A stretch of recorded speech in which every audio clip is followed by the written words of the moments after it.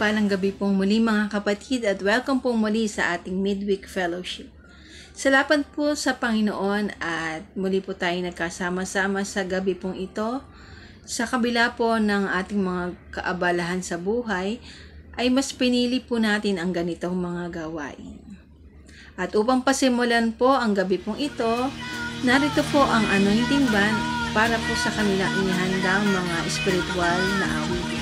Muli po sa Panginoon po ang pinakamataas na pagpuri. Hallelujah! Hallelujah! Sama-sama tayong umawit! Purihin ka, O Diyos, dakila sa lahat. Kami aawit sa sayo, magpupuri lamang sa'yo.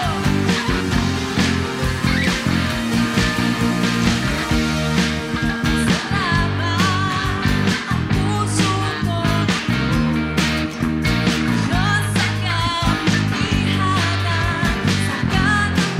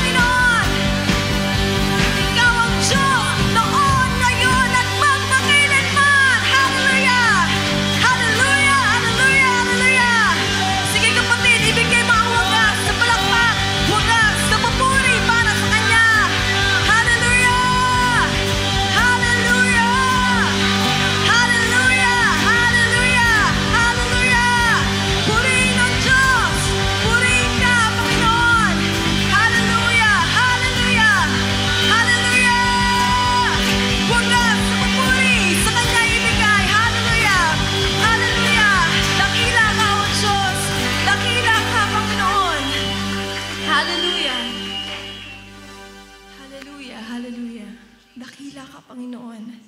Dakilang iyong pangalan. Higit sa lahat, O Diyos. Hallelujah. Patuloy ka naming pasasalamatan. Patuloy ka naming papupurihan. Patuloy naming itataas ang iyong pangalan na higit sa lahat ng mga pangalan. Ika'y dakila, O Diyos. Ika'y mabuti. Ika'y tapat. Ika'y higit pa sa sapat, O Lord. Hallelujah. Kaya haya mo, O Diyos, ang aming buhay, ang aming puso, ang aming mga boses, ang aming mga kamay.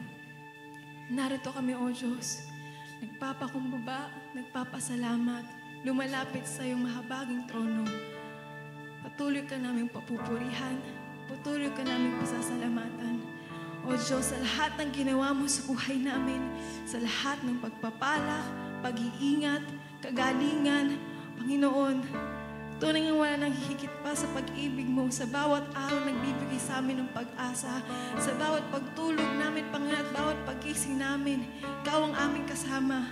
Sa bawat pagsubok na Ikaw ang aming kalakasan. Sa bawat karamdaman na Ikaw ang kagalingan, Panginoon. Wala nang higit pa, Panginoon, sa pag-ibig at biyaya mo. Sa kagandahang loob mo na tinanggap namin. Panginoon, hindi kami karapat-dapat sa lahat ng meron kami ngayon. Pero dahil sa kagandahang loob, Panginoon, dahil sa dakilang pag-ibig mo, narito kami ngayon sa iyong harapan. Nagpupurit, nagpapasalamat sa lahat ng pinagkaloob mo sa amin.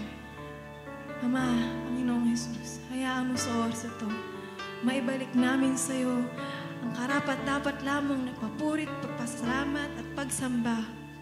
Ikaw ang nag-iisang Diyos na buhay. Ikaw ang aming Panginoong Jesus. Ikaw ay higit sa lahat, Panginoon. Tunay nga, sa buong buhay namin kay aming sasambahin sa Espiritu at katotohanan.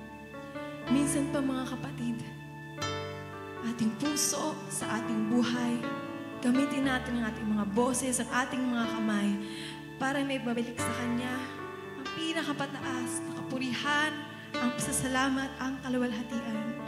Tanging sa iyo lamang, Jesus. Hallelujah. Purihin ka, O Diyos. Hallelujah.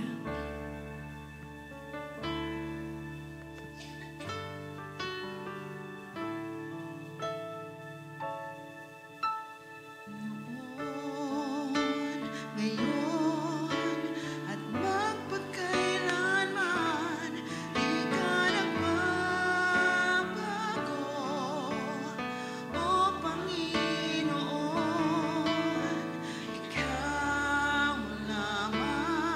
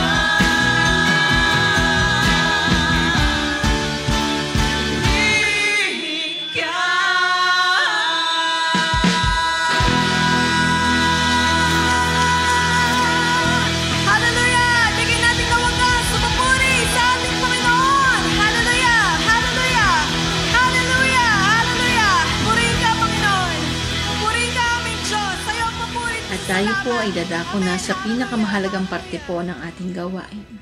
At ito po ang pakikinig po ng mga salita ng Panginoon. At sa gabi pong ito, tayo ay may topic na Parables about Compassion and Neighborliness, the Good Samaritan. At ito po ay pangunahan ng ating pong kapatid na si Brother Bobby Lopez.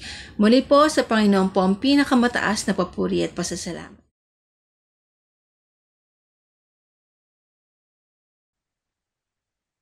Isang mapagpalang umaga po sa ating lahat. Sa pagsisimula po ng gawain natin, hilingin muna natin na samahan tayo ng Diyos sa pagbubulay-bulay ng kanyang mga salita. Maraming Diyos, nagpapasalamat po kami sa araw na ito na niloob na magkaroon kami ng ganitong pagkakataon kung saan pwede namin pag-aralan yung mga salita at sa pamagitan nito, patuloy ka namin matagpuan, patuloy ka namin makilala, patuloy kaming lumago sa aming pananampalataya, patuloy kang mangusap at magturo sa amin. Maging bahagi ng aming buhay ang mga salita mo na pagbubulayan namin.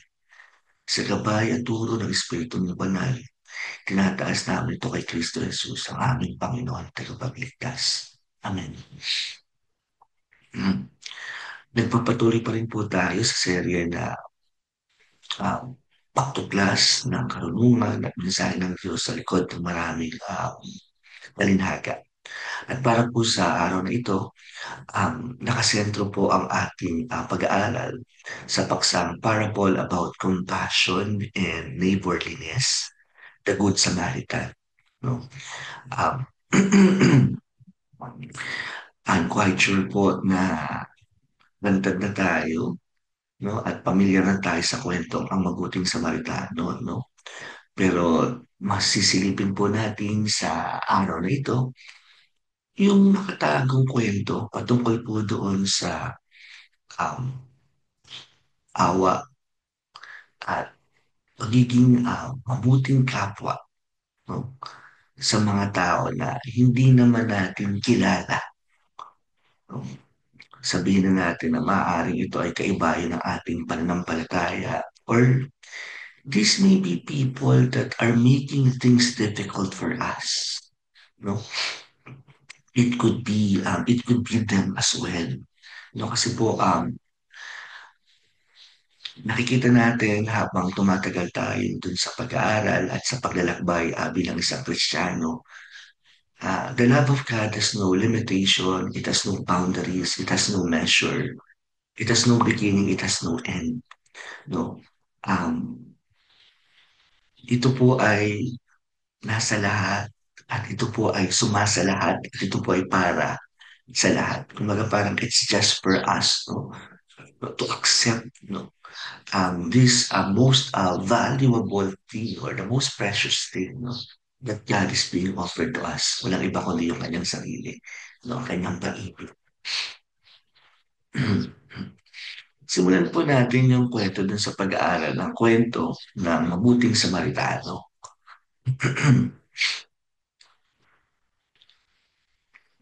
At ganito po yung ating mababasa. Mula po ito sa aklat ni Lucas at ganito ang sinasabi. No? Sumagot si Jesus, may isang taong naglalakbay mula Jerusalem papuntang Jericho. Hinaran siya ng mga tulisan, hinubaran, binugbog at iniwang halos patay na. Nagkataong dumaan doon ng isang paring Hudyo at I'm sorry po, dito po natin simulan, no? Dito po natin simulan yung kwento. Isang dalubhasa sa kautusan ang lumapit kay Jesus upang siya'y subukin. Guro, ano ang dapat yung gawin upang magkamit ng buhay na walang hanggan? And let me share this with you. This is just a way, noong dalubhasa sa kautusan, kumbaga to test, to put into test a Jesus. Sabi niya, ano ba ang nakasulat sa kautusan? Ano ba ang napabasa mo roon? Sumagot ang lalaki, ibigin mo ang Panginoon mo, Diyos, ng buong puso, buong kaluluwa mo, buong lakas mo at buong pag-iisip mo. Ibigin mo ang iyong kapwa gaya ng pag-ibig mo sa iyong sarili. So, dalawa po yung sinabi ng lalaki, no? Kasi binalik sa kanya ng Panginoong Hesus yung kautusan, yung tanong, yung katanungan, kung ano ba ang nakasaad sa kautusan. And if we're going to simplify everything, love God and love thy neighbor, yun yung sinasabi ng ng kautusan. Sabi ni Jesus, tama ang sagot mo, gawin mo yan, magkakamit ka ng buhay na walang hanggan. So mamaya po kaklaruhin natin na parang gusto ba din ipaunawa? Siguro bigyan din natin ng no, nakaukulang pakiliwanag. Hindi po ibig sabihin nito, don't get it wrong, or huwag tayong mag-mislead na ang ibig sabihin nito ay um, ang kaligtasan ay bunga ng pagsunod sa kautusan. Kasi kung titingnan po natin yung kautusan, if we're going to summarize yung dalawang kautusan na binanggit, this is all about loving, pagmahal, pag-ibig, no, which is the very nature of God. Yes, God may be omnipresent, omnipotent, um, omniscient. Pero sabi natin, the very nature of God as defined by the Bible itself is that God is love and love is God. So it is not just a characteristic of God. God is not just capable of loving, but God is love himself. Ang kanyang kabuuan ay pag, no? And who are capable of loving? Those who are capable of loving are only those people who have experienced God's love in their personal lives. And it is impossible for us to completely experience God's love and in return to love other people. No, kasi yung kaya lang ding umibig sa kanyang kapwa ay yung nakaranas muna ng pag-ibig ng Diyos. Sabi nga po natin, hindi tayo yung unang umibig sa Diyos but rather it is the exact opposite. It is God who first loved us. No? Kaya ano po and how are we going to experience God's love in our lives? So that in return, we can love other people as well. No? Sabi nga, we cannot give something that we do not have. No, we are only capable of loving because we have received first God's love. Paano ba natin tinanggap and completely naranasan yung God's love? Nandiyan na yung pag-ibig ng Diyos even then. Pero only those people who personally accepted Christ Jesus as their Lord and Savior, no, have this wonderful experience that despite so many challenges, no, na pinagdadaanan nila sa buhay, di ba? Kuminsan nada-down, kuminsan natatakot, kuminsan nalulungkot. No, bakit pa rin sila nagpapatuloy? It is because of the love of God. It is the love of God that keeps on sustaining us. No, kahit na doon sa mga hindi magagandang pangyayari dun sa buhay natin. No? And naging posible lahat yun nung kapag simula tayong magkaroon ng relasyon kay Jesus. So ang bottom line, ang kaligtasan talaga is by grace. No? Now, just to continue. Sabi ni Jesus, tama ang sagot mo, gawin mo it, magkakamit ka ng buhay na walang hanggan. Upang huwag siyang lumabas na kahiya-hiya, nagtanong pa ang lalaki. Kasi matalino ito no? And ang kanyang intention is actually to put Jesus on his place. Yung kalalagay niya ngayon, parang kahiya-hiya, no? Napahiya siya. This is real intention to Jesus. Sumagot si Jesus, may isang taong naglalakbay mula Jerusalem papuntang Jericho. Hinarang siya ng mga tulisan, hinubaran, binugbog at iniwang halos patay na. Nung nagkataong dumaan doon ng isang paring Hudyo, nang makita niya ang taong nakaandusay, lumihis siya at nagpatuloy sa kanyang paglalakad. Dumaan din ang isang Levita. Ngunit nang makita niya ang taong binugbog, lumihis din ito at nagpatuloy sa kanyang paglalakad. So these are the people that we are expecting to help this particular individual, yung binugbog. No? Ngunit may isang Samaritano naglalakbay na napadaan doon. Nang makita niya ang biktima, siya ay naawa. Nilapitan niya ito, binuhusan ng langis at alak ang mga sugat at binindahan. Pagkatapos sinakay niya ang lalaki sa kanyang asno at dinala ito sa bahay panuluyan upang maalagaan siya doon. Kinabukasan, binigyan siya ng dalawang salaping pilak.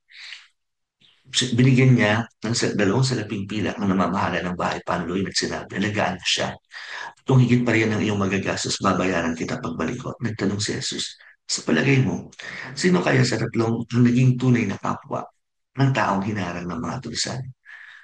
Ang taong tumulong sa kanya tugon ng dalubhasa sa kautusan. Kaya't sinabi sa kanya ni Jesus, kung gayon, humayo ka at ganun din ang gawin.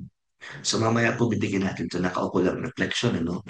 But for the meantime, no, aralin natin siya in detail and let the Holy Spirit guide us kung ano man yung gusto nang ituro sa atin. No? Sabi dito, this passage in Luke chapter 10, verses 25 to 37, isn't just a charming tale. It's a profound challenge to our understanding of love, neighborliness, and the very essence of our faith. Kumaga parang from this particular scenario no, that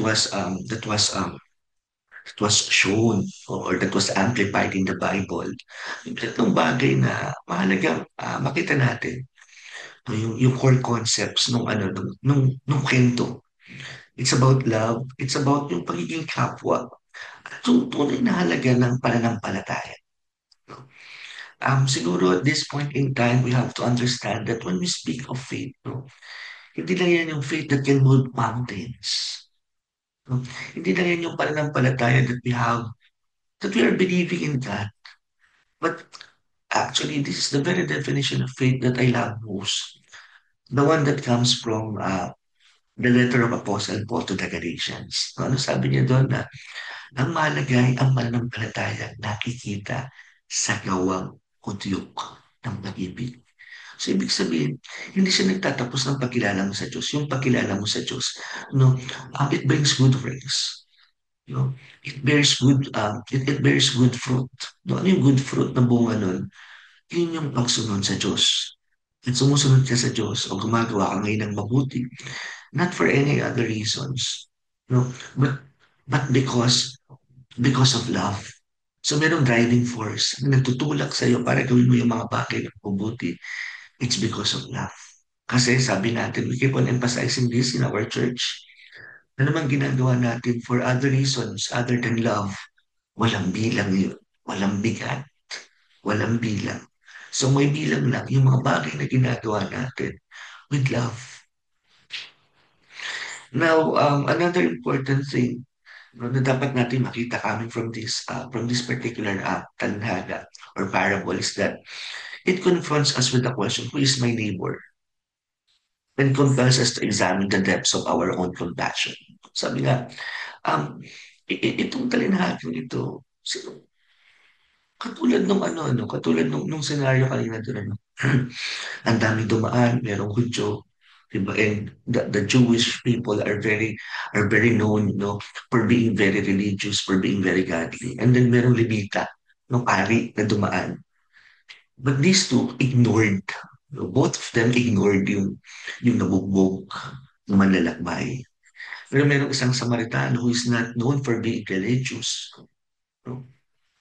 Pero ito yung nag-extend ng lahat ng tulong. Ngayon, sino yung kapwa natin? Hindi lang po natin naalamin sa gabing ito, sino yung kapwa natin.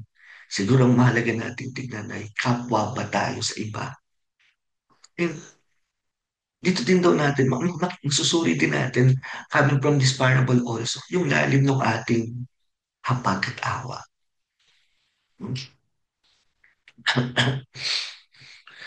Um, the narrative begins with a lawyer, a scholar of the law, testing Jesus. Ito yung binapakit ko sa inyo sa kanina. Kumaga parang, di ba sabi niya, Teacher, what must I do to inherit eternal life? Jesus in his wisdom turns the question back to him, prompting him to reflect on the core principles of the law. Love the Lord your God with all your heart and with all your soul and with all your strength and with all your mind, and love your neighbor as yourself. This is the foundation. Love God and love your neighbor. No? Binagkit ko na po ito kanina na if we're going to summarize these laws, no? Kasi sabi ni, di ba yung tinanong siya, paano mo siya magkakaroon ng buhay na walang hanggan? I explained that already with you. No, grace pa din, no, ang bottom line. No? Makikita natin. Kasi ang very core pala ng lahat ng existing law is to love God and to love the neighbor. No?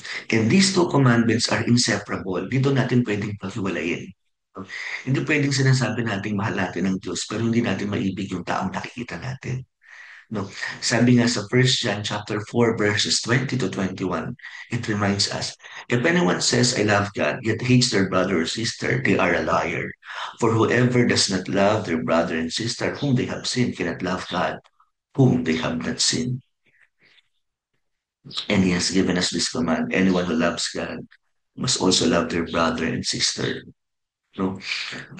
Kung ililiwad po natin sa wika natin yung sinasabi ng First John 4:20 to 21, ang sino man daw pong nagsasabing, minamahal ko ang Diyos, subalit namumuhay siya sa kanyang kapatid o sa kanyang kapwa, siya'y sinungaling.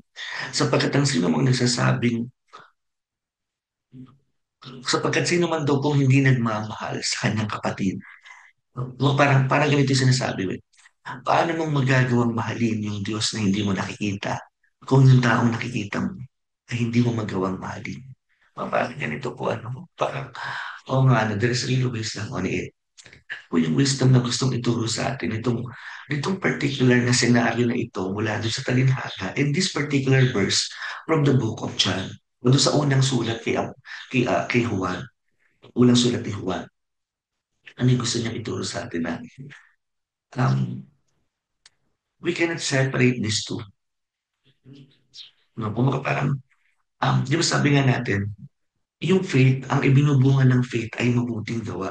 Hindi pwedeng may pananampalataya tayo at hindi ito nagbubunga ng mabubuting gawa. It follows kasi when we have received God's love, katulad ng binabanggit ko kanina, the natural thing being expected from us ay mag-overflow. Yung pag-ibig na tinanggap natin sa Panginoon sapagkat this is infinite, this is immeasurable, no? Um, at tuloy-tuloy yan. So kaya, pag meron tayo ng pag-ibig ng Diyos, ang tendency, no, ay na nga, nagagawa na din nating mahalin yung ibang mga tao. And that includes even the most difficult one to be loved. Why? Because we are no, hindi na lang tayo yung nagmamahal. No? Kasama na natin ang Diyos na nagmamahal. No, and actually, it is the love of God. No? Kumbaga parang what help us to sustain yung pag-ibig dun sa mga tao despite dun sa mga hindi magandang ginagawa sa atin, bakit tayo nakakapagpatawad, sapagkat hindi na lang yung love na meron tayo yung ginagamit natin. Meron nagsusustain yung love natin. At ano yung nagsusustain yung love natin? Yun yung pag-ibig na tinanggap natin sa Diyos. That's why we can keep on loving despite the fact that we are being hurt, no, we're suffering, we are in pain, no, we are in trouble, no, we've been through a lot, pero magagawa pa din natin yung mahal at magpatawad. Kasi hindi na lang meron tayo, ay yung pag-ibig na meron tayo, patang meron na tayo yung pag-ibig na tinanggap ng Diyos. Kaya nga, every time we are saying that we love God, let us examine ourselves. No? As we say that we love God, um, we need also to do that, no? Dun sa kapwa natin, no? Dun sa mga taong nakapaligid sa atin, sa mga taong nakakasama natin. Kasi hindi siya totoong pag-ibig, no? Katulad ng tinuturo ng Bible, I'm not perfect, no? Pero this is what the Bible is telling us. I am not saying this because I am perfect. I can do all His commandments, no? But this is what God is being taught us right now.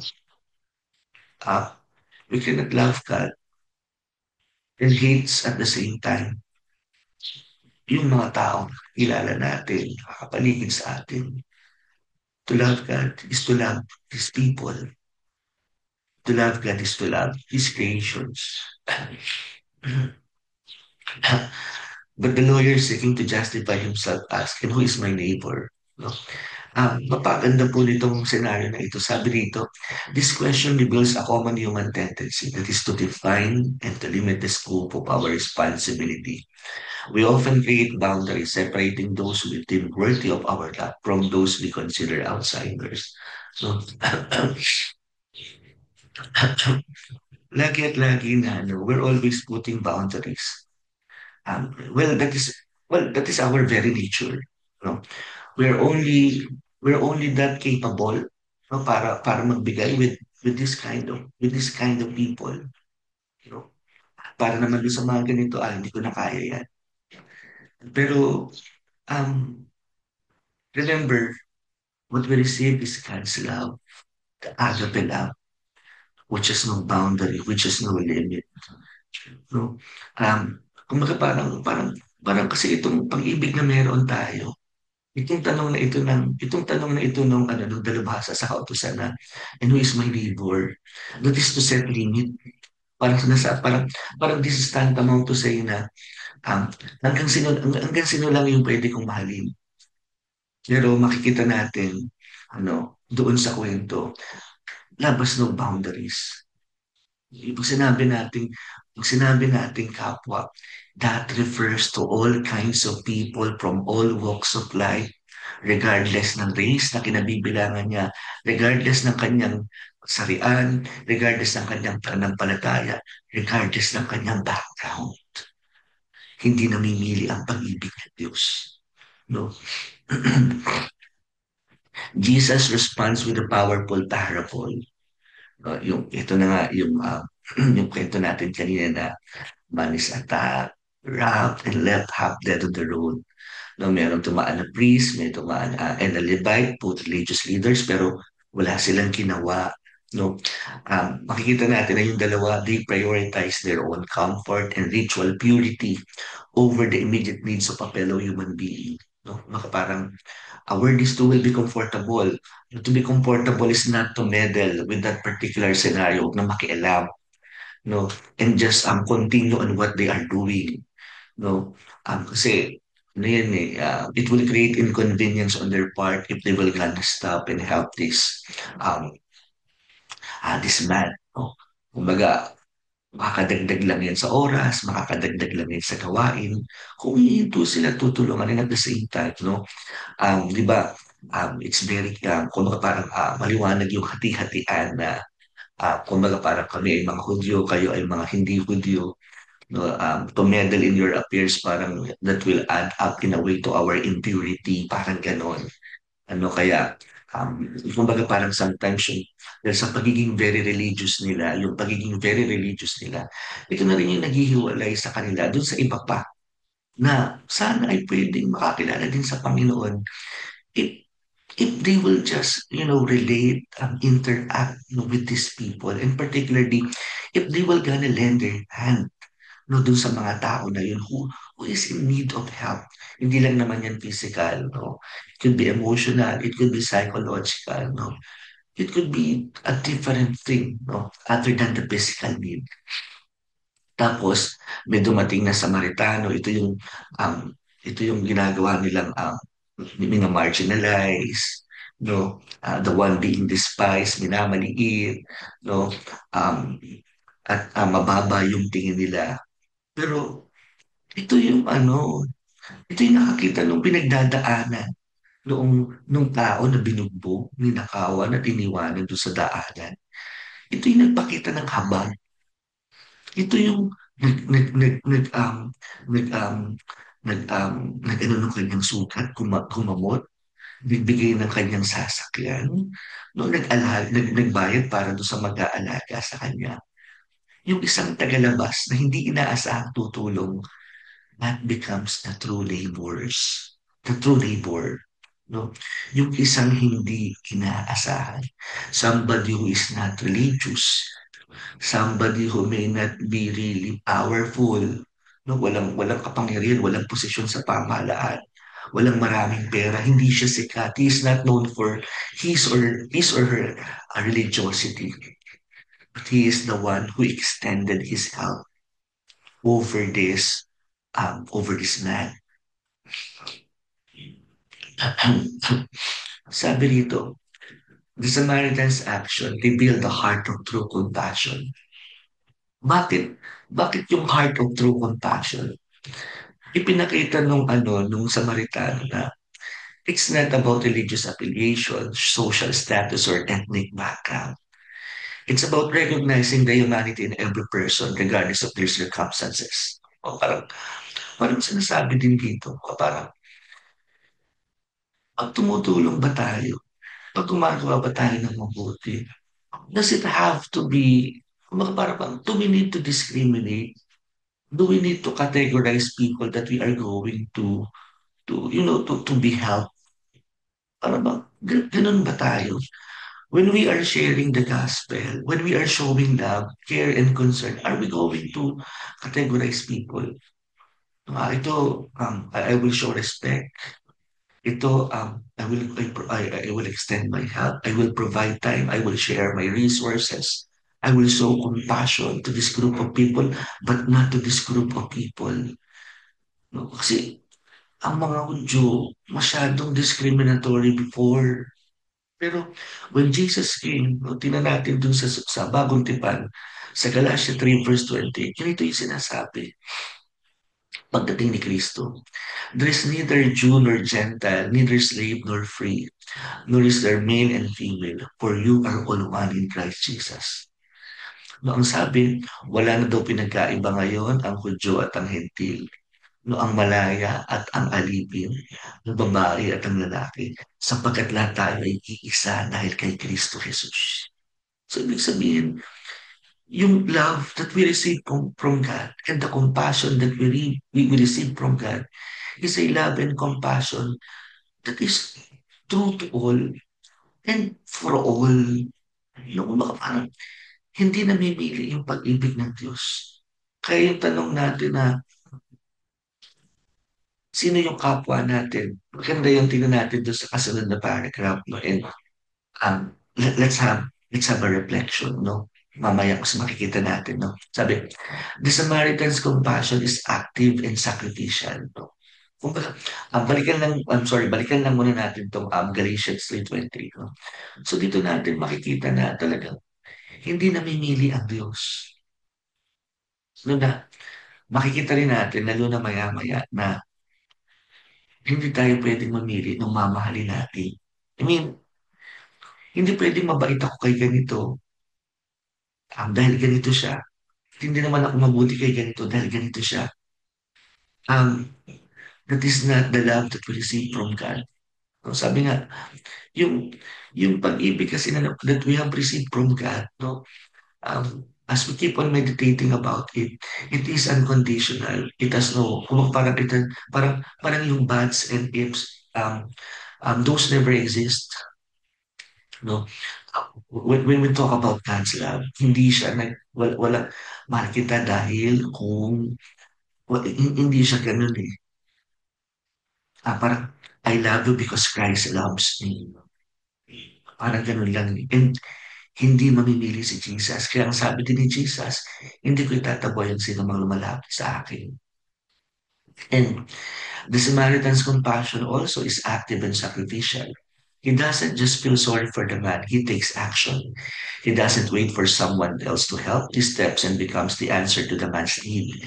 This echoes the call in 1 John chapter 3, verses 17 and 18.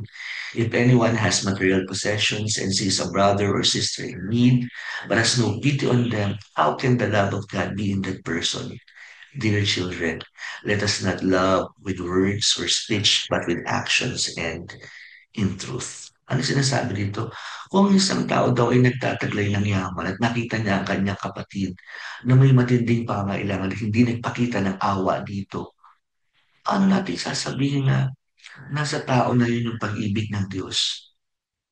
Mga anak, huwag tayo umibig sa pamamagitan ng salita lamang, kundi umibig tayo sa pamamagitan ng gawa at ng katotohanan. Ano sinasabi dito sa atin? What is true compassion? When you say true compassion, number one, as we have pointed out earlier, hindi siya namimili. Hindi siya nagdi-discriminate. Maganda, hindi maganda yung ginawa. At the end of the day, mamahalin ko pa din siya. And number two, yung true heart of compassion, katulad ng pag-ibig ni Jesus, ano siya? Hindi kayong naaawa katapos wala kang ginagawa. Actually, yung awa mo, yan yung nagtutulak sa'yo para may gawin ka. And that's also the essence of that group, no, that we have in our community. Na sabi nga ni Pastor in his teaching, tungkol dun sa rooting in Christ, Jesus is our teacher. Hindi naman ibig sabihin niya na 100% nasusolusyonan mo yung problema niya. But you will be a help. No? You will be a help in your own little way. Paano mo siya matutulungan na kung paano mo siya matutulungan dun sa pagsubok na dinadaanan niya. You don't have to shoulder the very problem being born by your F group, no? Kundi tutulungan mo lang siyang magpasan. Pero hindi ikaw you will not be the one to bear everything. No, hindi kayo magdadala ng lahat. Pero nandun lagi din yung support mo. Um, ito yung unti-unti na tinuturo sa atin ng Diyos. This is the very essence of true compassion that comes from Jesus. At ito yung challenge sa atin ni Jesus. No? Jesus concludes the parable by asking the lawyer, which of these three do you think was a neighbor to the man who fell in the hands of robbers? No? The lawyer, unable to deny the truth, replies, the one who had mercy on him. So, sino kaya sa tatlong ito sa paningin mo? No? Tanong ni Jesus Christ dun sa dalubhasa sa kautusan. Sino sa palagay mo sa tatlong ito yung tunay na kapwa nung taong nabuwal dahil inatake, ninakawan at binugbog? At ang sagot ng dalubhasa sa kautusan, no? Yung tao po na nagpakita sa kanya ng habag. Jesus' response is a direct challenge. No? Ano sagot niya? Go and do likewise. No? Pumayo ka, gawin mo din ang katulad ng ginawa niya.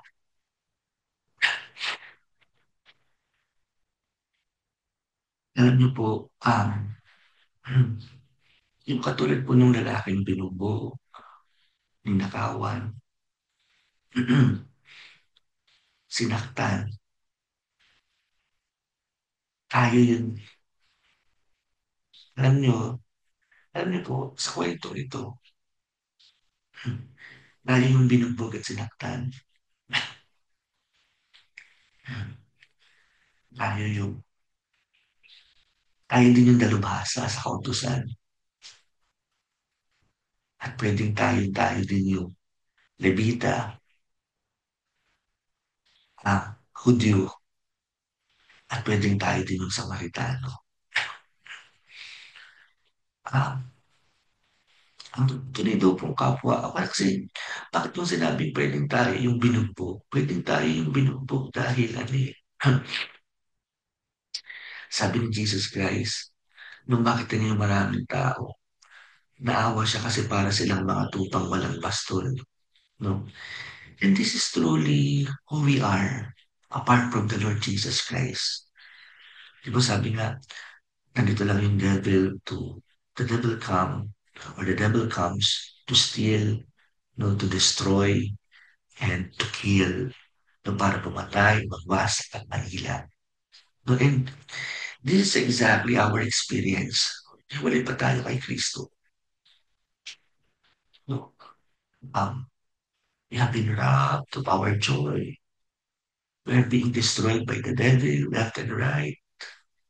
We are being killed every day by the devil. But there is one who had shown mercy on us. And it is Jesus. It is Jesus who set the example for every one of us. Ngayon, kausap tayo. Sino rin ang kapwa? Sino tunay na kapwa? And Jesus Christ is giving us this direct challenge. Go and do likewise. As Christians, no?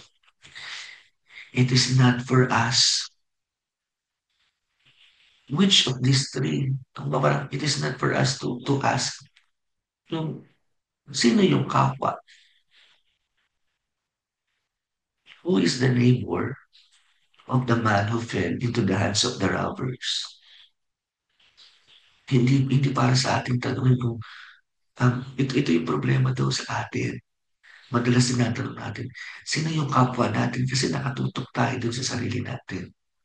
Pero look at the commandment of Jesus. No? It is not about ourselves. Kaya ang challenge ni Jesus, sa dulo, go and do likewise. Umayo ka at gawin mo din yung ginawa niya. Kasi It is time for us to ask ourselves, kanino ba ako kapwa? Who is in need of compassion? Who is in need of love? No?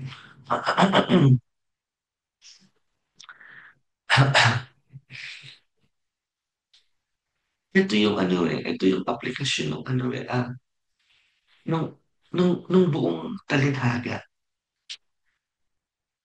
We have to recognize, number one, the wounded around us. Sabi nito, look beyond appearances and see the needs of those who are suffering, whether physically, emotionally, or spiritually. At napakadami nito. Pwedeng kapamilya natin, pwedeng tayo. And this is one thing I would like to share with everyone. Hindi lang tayo may pinagdadaanan. Lahat tayo may pinagdadaanan. Siguro, we're being reminded by God,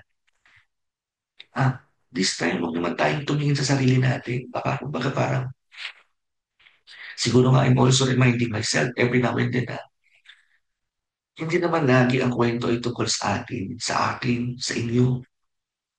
So, hindi lang ikaw yung nakaranas na. Problema po kasi sa atin kapag nakaranas tayo ng mga bigat, parang minsan ang tingin natin, parang tayo na lang yun. Pero, kaya marami pong tao na they will never meet because of all the pains that they have been through. Nakalimutan na nilang tingnan yung isa't isa.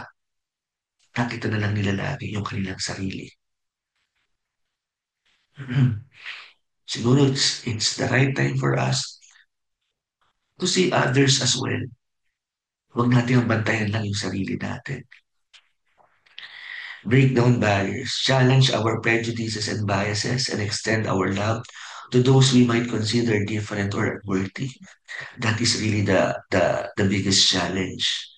The biggest challenge is how to love those we think are unworthy of it.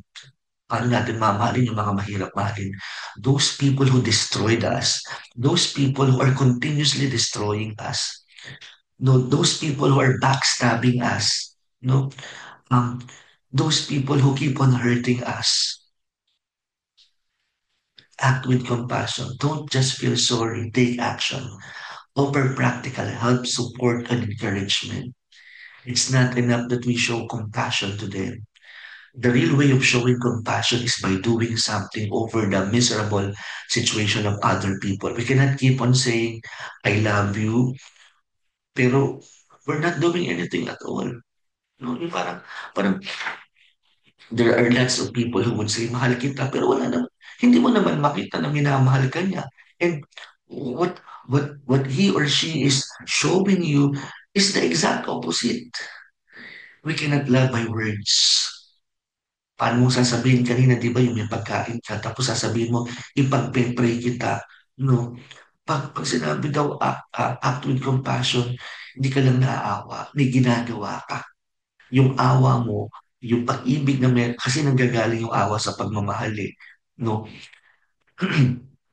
Yun yung magtutulak sa'yo para gumawa ka ng mabuti. No? Kaya, paano mo sasabihin, mahal mo yung isang tao pinababayaan? Paano mo sasabihin mo, mahal mo yung isang tao, sinisira mo, nagsisinungaling ka sa kanya? May- hindi pagmamahal yun. No? Paano mo sasabihin, mahal mo yung isang tao, mahal mo lang yung sarili mo? That's not love. Well, it could be love, pero kung mahal mo lang din yung pag-sarili mo. Be a neighbor, be present, be attentive, and be willing to sacrifice our time and resources to help those in need.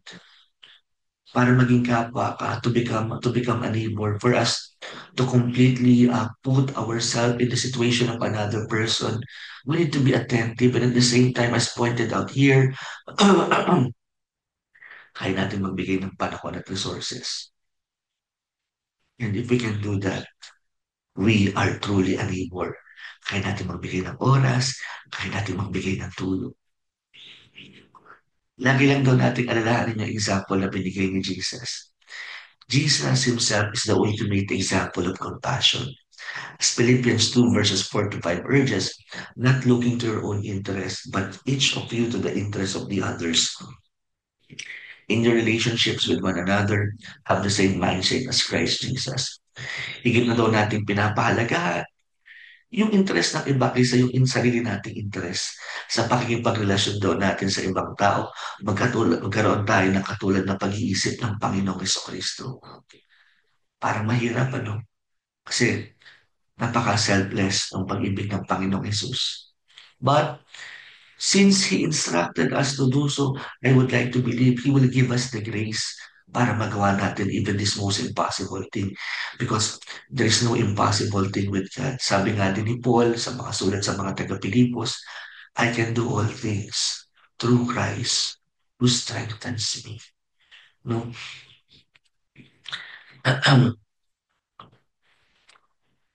Siguro at this juncture, ano po, dapat lang natin laging alalahanin na, na maging kapwa tayo sa marami. Yung mundo pong ginagalawa natin, it's not a friendly world, it's a toxic world with toxic people also that makes things more toxic, no, to many of us. Pero salamat may mga ganitong pagkakataon that we're being reminded by God so that we will not be carried away, by what is happening to the world. We can be the light and the salt of the world. We can be different to the world where we are.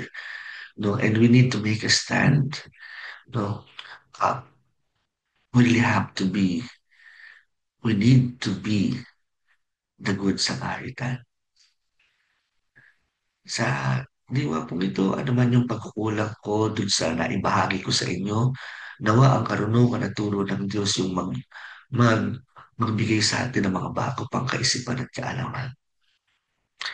Ama namin Diyos, salamat po Panginoon sa pagkakataong ito na nakapagbulay-bulay kami ng iyong mga salita. Hindi ko po alam, Ama, kung sino po yung mga taong pinagdadaanan, and I hope na through your word, you inspired your people.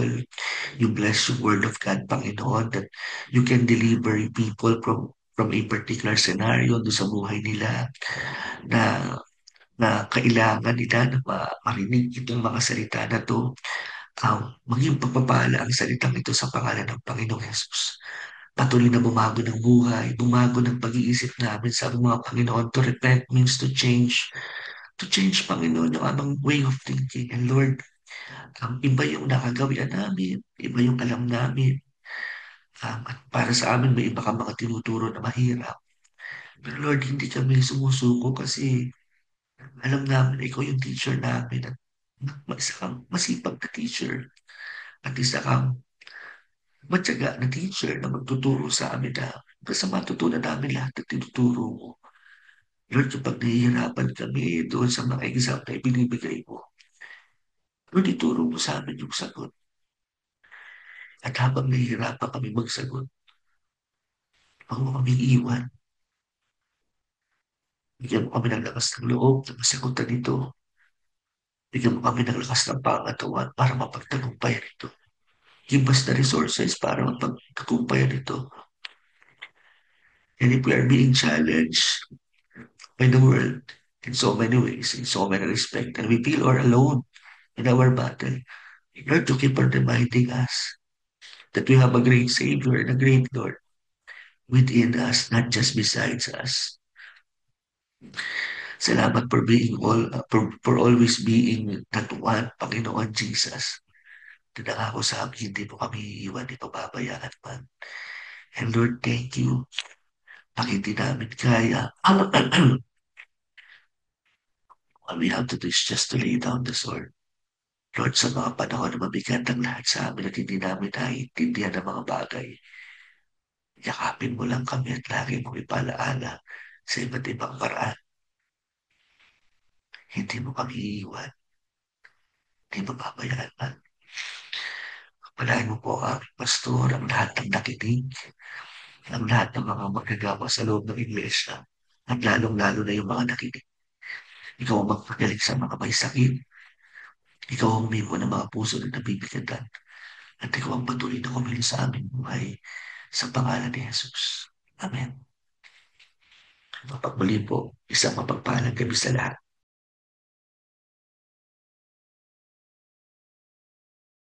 Nawa po ang mga napakinggan po nating mga salita ng Panginoon ay sa gabi pong ito ay atin pong maibahagi sa atin pong pamilya, kaibigan, sa mga katrabaho po natin.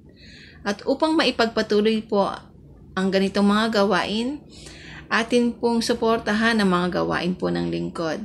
Every Wednesday po ang ating pong midweek fellowship from 6 to 8 p.m. Ang ating pong Sunday fellowship, 2 session na po. Isang AM session from 9 to 12 and second session po from 2 to 4 p.m. At syempre po, para po sa mga kabataan, meron po tayong youth fellowship every Saturday from 5 to 6:30 p.m. po.